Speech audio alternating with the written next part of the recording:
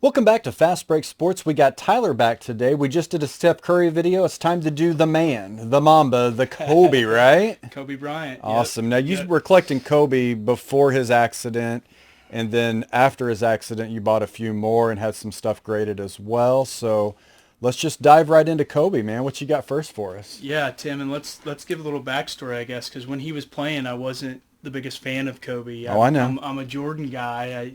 I'll be 38 this year, so I grew up with Jordan, and after a while, you just have an appreciation for how good he was, and so I started diving into buying his cards in. Actually, it was January 2nd, 2020. So 24 days later was his accident. Yeah. So, and we'll get to a few cards that are pretty neat stories on that front in a second. But one of my favorite designs of all time, the 98-99 EX Century Dunk and Go Nuts. Nah. That's probably my favorite set of all time. This is a high 9. It's got 2 tens on center and in corners, 9.5 edges, and then 8.5 surface. So all it needed was a 9 on that surface to be an overall 9.5. Yeah. But there was a lot of yellowing on that card, and you can see how clear that one was. Yeah, That's yeah, why yeah. I picked it out off eBay. A guy had a buy it now or best offer on it, Yeah. and I thought he was pretty low, and I guess he probably only had a couple $100 in it, so he was happy, and I was too. I got it for 1,300 Yeah. around it this time a year ago, so it was a year after the accident, but I was still buying Kobe stuff, and that one's a PC. I'll keep that in the collection because that's, like I said, probably my favorite set of all time. Same year, 98-99 Skybox Thunder Noise Boys. This one was really big. I can't remember the odds, Tim. I probably should have looked it up, but it was very long odds. There's 15 cards in the set, and it was, I believe, to get one Noise Boys, it was one every few cases. Really? So the odds of a Kobe or a Mike Multiplied. yeah. So, and the thought is that there's only, 150, 200 copies that were ever in existence. And so, maybe if it was a kid that got it and didn't know what he had, maybe there's less in existence now. This is a centering 9.5 and then the rest 9s. So it's a solid nice 9, solid a 9. 9 plus is what we would call that. I've got a little too much into that one. It's kind of taken a turn down, so I won't sell it for now. I'll also keep that one. Yeah, if you haven't watched the Steph video yet, we talked about how you're moving part of your collection, and some of this will get moved, and you might see it on eBay a little later this week or in the next couple weeks. Yeah. But some of these you are going to keep. These first 2, you said you're probably going to keep these. Yeah, I will. One just for PC, and then that Noise Boys, if it ever comes back, then I'll, I won't lose money on that long term. So we'll just hold.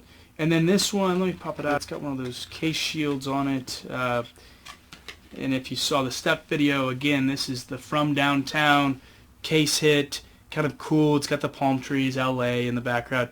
It is a really high 9.5, the highest you can get, Tim. 2 10s and 2 9.5s. It's a half a point away on a subgrade from a 10. Yeah. And so, and I got a little too much in it as well, although I say that, but the last 9.5 that was sold was 3 9.5s and a 9. Oh, yeah. And so, who knows what I could maybe break even.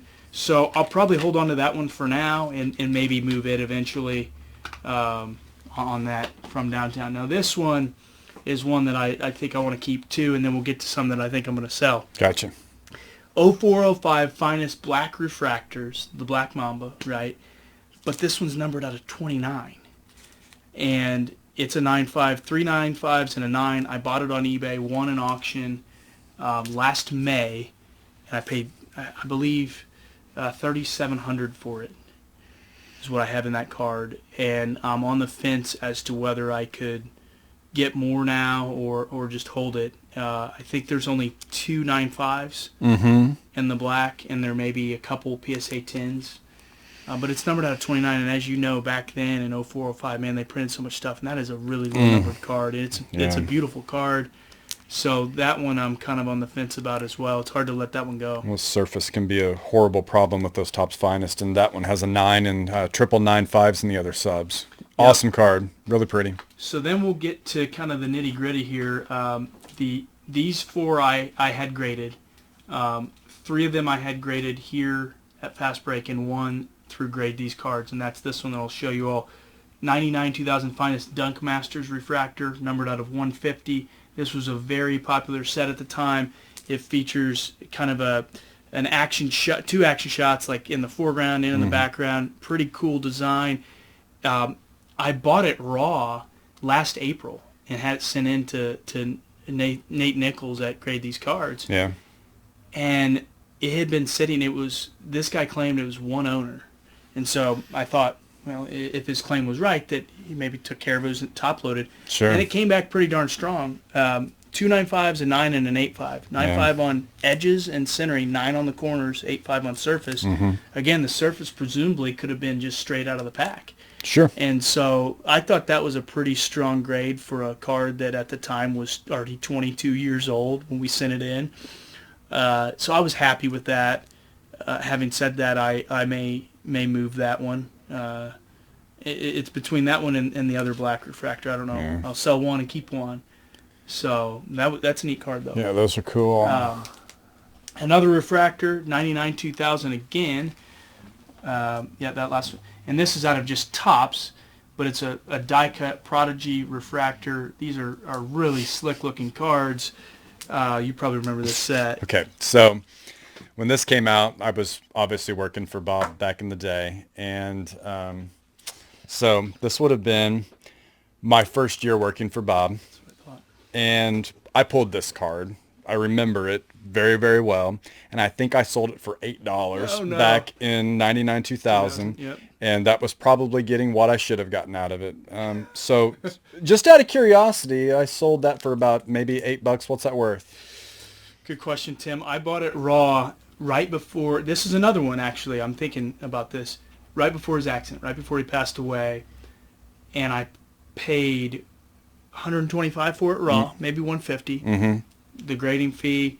Now at a 9.5, about 4 months ago you were looking at $1,000. Now the latest sale was like $600. So again, now it's kind of bad timing for me to sell this one if I wanted to part with it. Yeah, it's softened up.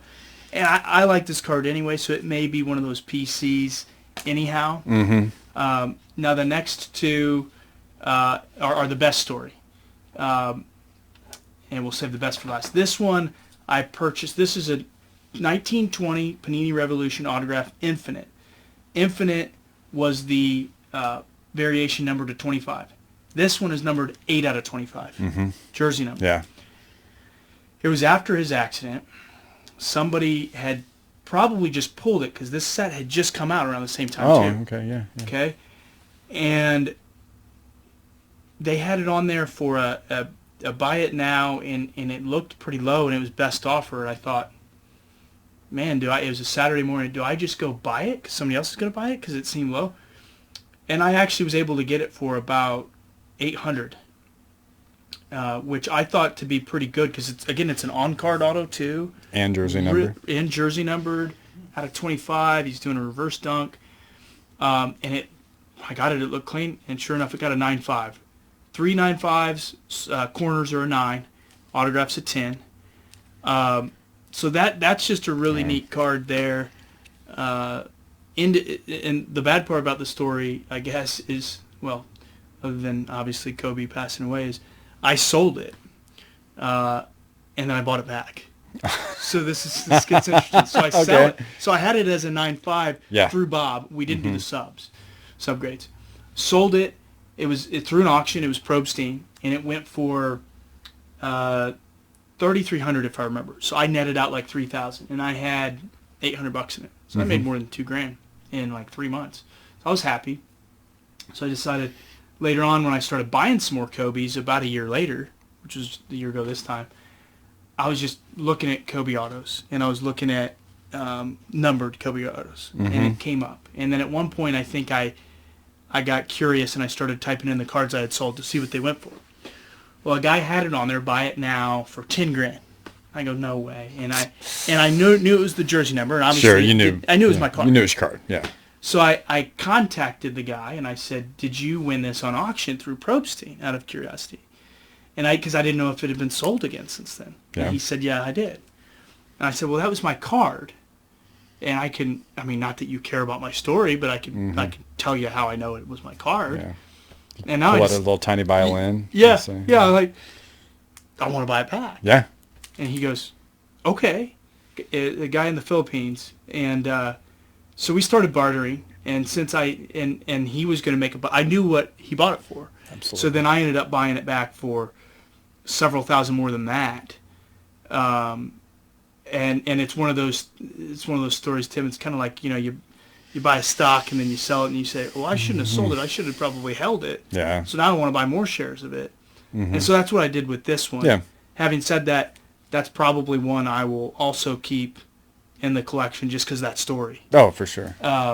And eventually, maybe one day, sell it and move on and make a good profit again, or at least get my money back. But That's and then cool. probably the best story, Tim, is this is again a 1920 Panini Contenders Kobe Bryant autographs. So they did a set just with it even says Kobe Bryant autographs on it. They just did, and it says Kobe along the side. It's got a silhouette of him. It's beautiful. So. Two things about the story. There was somebody that I opened, I think, 4 boxes of this here, the Contenders, and it came out right before he passed away. And I watched somebody else pull this exact card and ended up selling it for $350 raw a week or so before Kobe passed away. I bought this card because I saw it. I said, oh, that's a beautiful card. I remember this dunk, 360 dunk. So I searched for it, and I bought this card for $500, and it arrived the day before he passed away. Yeah. In my mailbox, the day before he passed away. And so I had it raw, and then the decision was, everybody's going crazy for Kobe autos. He can't ever autograph anything. Do I sell it, or do I take my chances on grading it? So I graded it. It graded out at 2 9.5s on centering and corners, 9 on edges, 8.5 surface. 10 on the autograph. Pretty solid, pretty solid score or grade, I should say. And so, but the story on this one is the best part about it, Tim. And so I have 600 in it. The last one on these pictures, because there's 20 different pictures. So there's some where he's just shooting a free throw. Nobody wants that. The dunk. People want this one and several others. Probably 5 out of the 20 or more coveted. The last one of these in a 9 sold for like $8,000. Woo. So that's what I'm getting at here is, even though the story's great, I probably will move this one today. Yeah. It'll probably have to go, even though it might be my favorite card out of any of those. That's just too big of a price difference to set on, you know. Yep. Yeah, Need to take it and run, I think. Especially if you're wanting to bring in some cash flow to get some other stuff. That's the cash daddy there. Well, that was an awesome collection. What's funny is you might think that these stories were told to me before. I had no idea on those 2 stories. I did not know that was a buyback of a card. So really cool. So anyway, if you enjoyed the video, a like and a subscription would be very much appreciated. Ty, once again, thanks, brother. Thanks, Tim.